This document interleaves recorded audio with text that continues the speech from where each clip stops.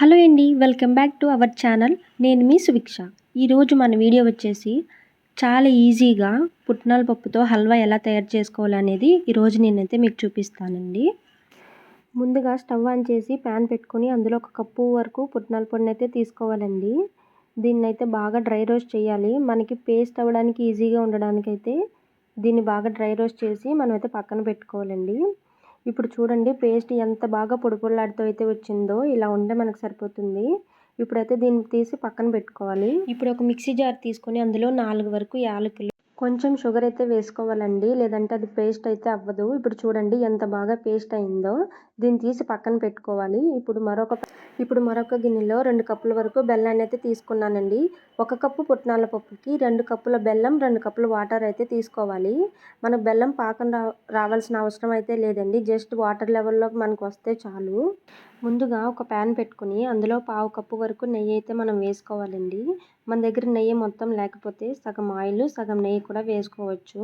తర్వాత ఇందులో గ్రైండ్ చేసి పెట్టుకున్న పుట్నాల పప్పు పేస్ట్ని అయితే వేసుకోవాలి. చూసారు కదా, ఇప్పుడు ఈ పిండిని బాగా నెయ్యిలో వేగే వరకు వేయించుకోవాలి. వేయించుకొని ఇప్పుడు ఇలా వేయించిన తర్వాత మనం ముందుగా చేసి పెట్టుకున్న బెల్లం వాటర్ కూడా అయిపోయిందండి. తర్వాత ఇందులో బెల్లం వాటర్ని అయితే వేయాలండి. మొత్తం వాటర్ని అయితే వేయకూడదు, సగం వేసి సగం అయితే పక్కన పెట్టాలి. మొత్తం వాటర్ని వేస్తే అది ఉండలు కడుతుందండి, అందుకని సగం వేయాలి. వేసి ఉండలు లేకుండా బాగా అయితే ఒకవైపుకి తిప్పుతూ ఉడికించుకోవాలండి. ఇది బాగా ఉడికిన తర్వాత అయితే ఇంకొంచెం బెల్లం వాటర్ని యాడ్ చేయాలి.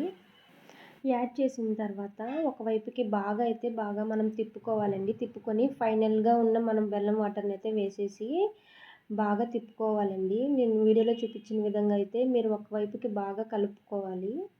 స్వీట్ అంతా దగ్గరికి అయ్యే వరకు కలుపుతూ ఉడికించుకొని ఇప్పుడు ఇందులో నెయ్యి కానీ నూనె కానీ మనం వేసుకోవచ్చండి. నేనైతే నెయ్యి వేసుకున్నాను.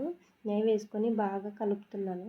ఇలా బాగా దగ్గరికి కలుపుకొని పేస్ట్ని అయితే ఉడికించుకోవాలండి.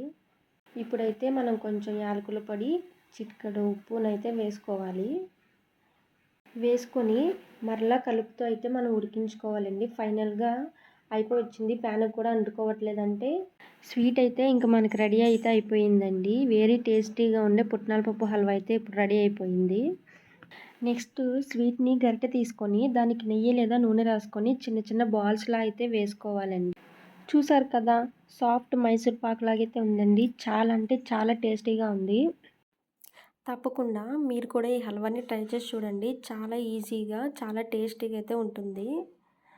ఈ స్వీట్ని అప్పటికప్పుడు తయారు చేసుకోవచ్చు. ఎవరైనా ఇంటికి సడన్గా వచ్చినా తయారు చేసుకోవచ్చు. పిల్లలు, పెద్దలు కూడా దీన్ని ఎంతో ఇష్టపడతారండి. ఇలాంటి మరెన్నో ఇంట్రెస్టింగ్ వీడియోస్ కోసం నా ఛానల్ని సబ్స్క్రైబ్ చేసుకోండి.